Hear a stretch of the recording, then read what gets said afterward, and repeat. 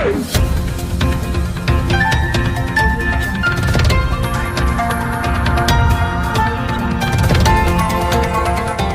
देख रहे हैं मगरा न्यूज राजस्थान, खबरें सबसे तेज।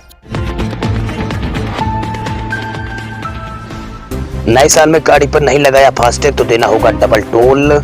साल 2021 के आने में अब कुछ ही दिन का समय यहाँ पर बचा है। नए साल में कई नियमों में बदलाव होने जा रहे हैं। साल 2021 में आपको परेशानी से ना गुजरना पड़ने से बेहतर है कि आप पहले ही इन कामों को निपटा लें, जिसकी वजह से आपको नए साल में यहाँ पर दिक्कत का सामना करना पड़ सकता है।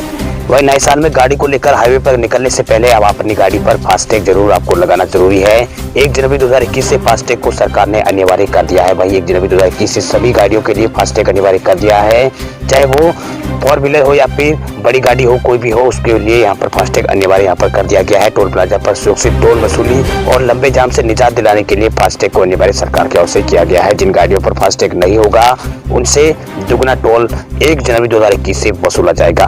वही इस टोल का भुगतान आपको डिजिटल तरीके से करना होगा, यानी 1 जनवरी 2021 से टोल प्लाजा पर टोल टैक्स की वसूली पूर्ण रूप से कैशलेस से ही की जाएगी।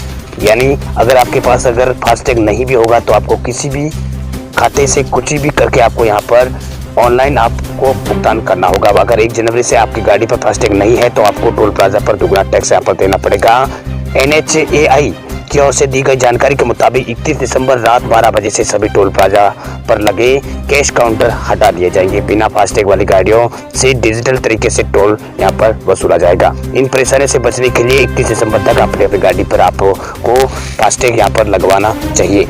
वही आप ई-कॉमर्स वेबसाइट अमेजोन, फ्लिपकार्ट या फिर स्नैपडील, पेटीएम से घर बैठे फास्टैग खरीद सकते हैं। इसके अलावा आप सभी टोल प्लाजा से इसे खरीद सकते हैं। फास्टैग को उन बैंकों से खरीदा जा सकता है जो राष्ट्रीय इलेक्ट्रॉनिक टोल संग्रह कार्यक्रम से अधिकृत है, या फिर बैंकों से ऑफलाइन भी इसे लिया जा सकता है। इसके लिए मात्र 200 रुपये आपको खर्च करना है। वही इसमें सबसे पहले आपको 100 रुपये का रिचार्ज कराना होगा। फास्टैग से बैंक खाते को अटैच कर आप आसानी से यहाँ पर कैशलेस तरीके से टोल टैक्स का भुगतान कर सकते हैं। फास्टैग सिस्टम से टोल प्लाजा पर लगने वाली लंबी लाइनों को भी यहाँ पर कम किया जाएगा। भाई टोल टैक्स पेमेंट की सहूलियत की वजह से किसी को नगद साथ में रखने की जरूरत नहीं होगी। टोल प्लाजा पर पेपर का इस्तेमाल भी कम हो जाएगा। भाई टोल प्लाजा पर लाइनें छोटी होने से प्रदूषण यहाँ पर कम होता है।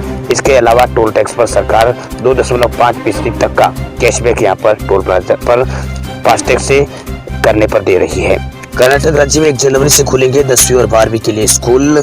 कोरोना महामारी और लॉकडाउन के चलते कई महीनों से लगातार स्कूल बंद थे, लेकिन अब अनलॉक प्रक्रिया के तहत देश में फिर स्कूलों और कॉलेजों को खोला जा रहा है। हालांकि इस दौरान सरकार द्वारा सभी दिशा निर्देशों का पालन किया जा रहा है। ऐसे में कर्नाटक सरकार ने भी कुछ अहम फैसला लिया है।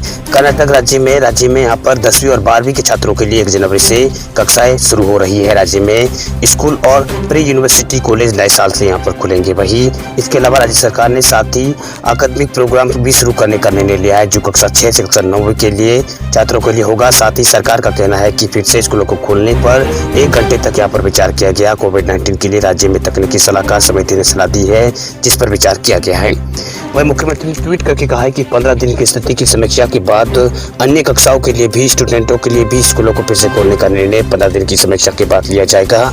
क्लास 10 और PUC सेकेंड ईयर दोनों ही महत्वपूर्ण है, क्योंकि बोर्ड परीक्षा इनको दे रही है। आपको बता दें कि राज्य में स्कूल और PU कॉलेज लॉकडाउन लागू होने के बाद से ही बंद है।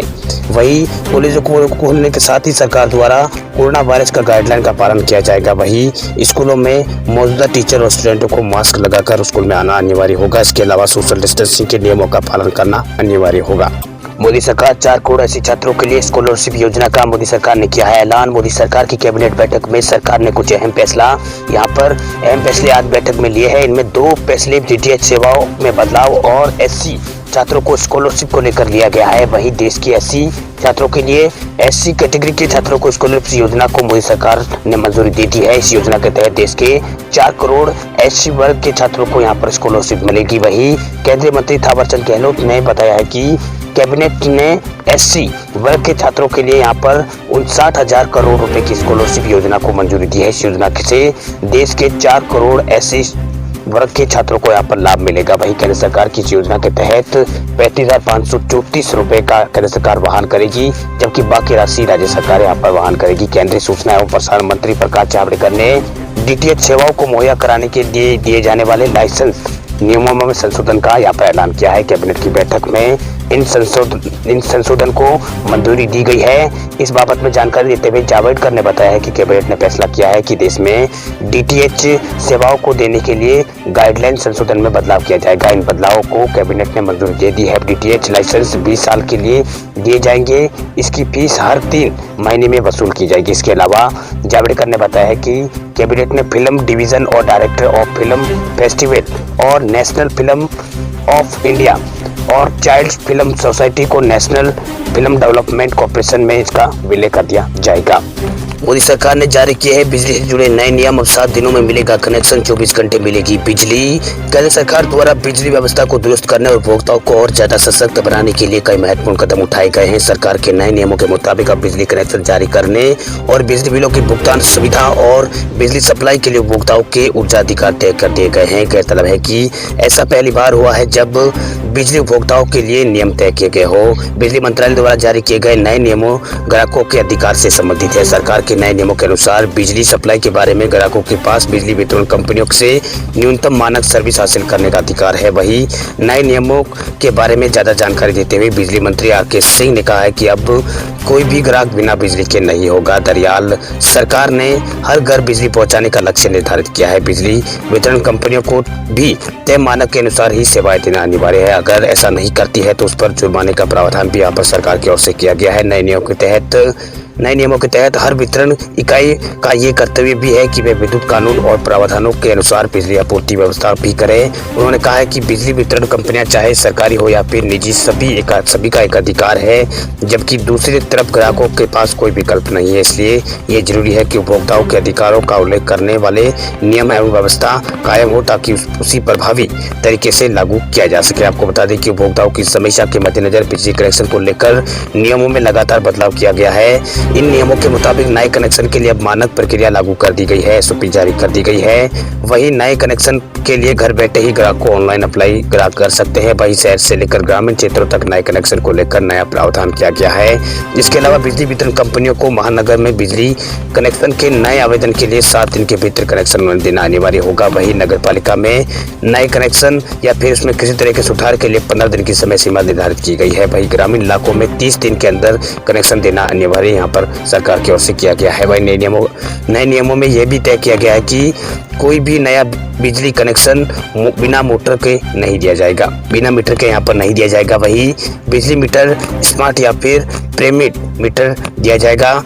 इसके साथ ही हर ग्राहक के पास ऑनलाइन या फिर ऑफलाइन बिल भुगतान का ऑप्शन भी दिया जाएगा। वही बिलों का पहले से भुगतान का भी प्रावधान इसमें किया गया है। इसके अलावा बिजली वितरण कंपनियां सभी ग्राहकों को 24 घंटे बिजली मुहैया कराएगी।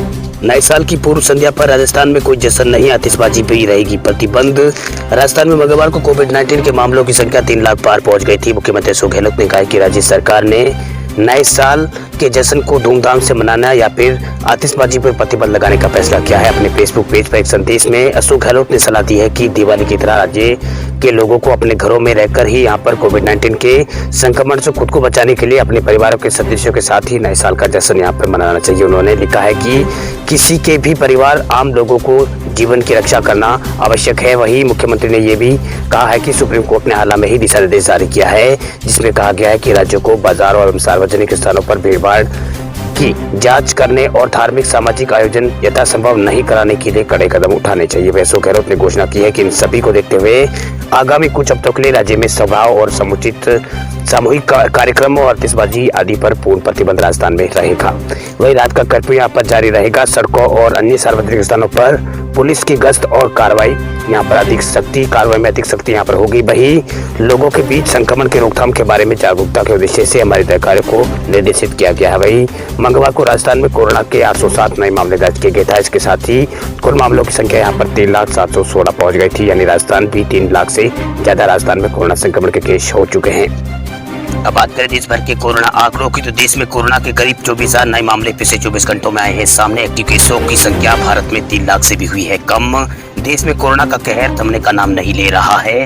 इसके साथ ही कोरोना के कारण होने वाली मौतों का सिलसिला भी भारत में लगातार जारी है। इस बीच एक बार फिर 20,000 से ज्यादा कोरोना के नए मामलों की पुष्टि यहाँ पर हुई है। देश में पिछले 24 घंटों में कोरोना के करीब 24,000 संक्रमित मरीजों की पुष्टि हुई है। वहीं करीब 27,000 कोरोना संक्रमित मरीजों का इलाज पिछले 24 घंटों में इलाज हुआ है, ये ठीक होकर घर जा चुके हैं। वहीं फिलहाल देश में एक्टिव मरीजों की संख्या 3 लाख से कम बनी हुई है। देश में 22 दिसंबर को 6 महीने बाद पहली बार कोरोना वायरस के नए मामलों में 20,000 यहाँ पर नए मामले 20,000 से कम आए। वहीं हालांकि आज फिर इसमें बढ़ोतरी दर्ज हुई है। पिछले 24 घंटों में 23,950 नए मामले भारत में आए हैं। इसके साथ ही देश में कोरोना मरीजों की संख्या बढ़कर 1,99,67,000 हो चुकी है। पिछले 24 घंटों में रिकवर होने वाले मरीजों का आंकड़ा भी बढ़ा है।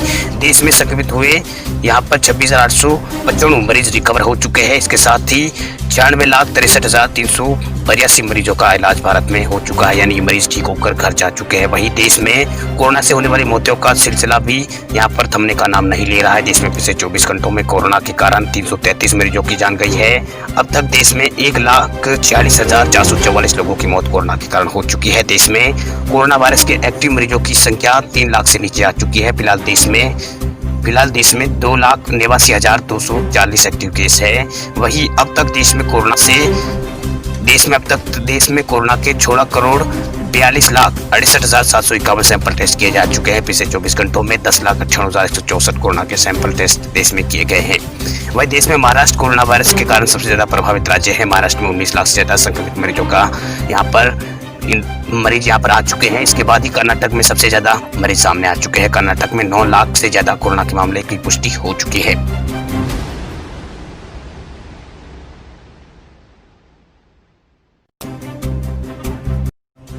खबरों की दुनिया में आइए हमारे साथ कहीं भी और कभी भी जुड़िए।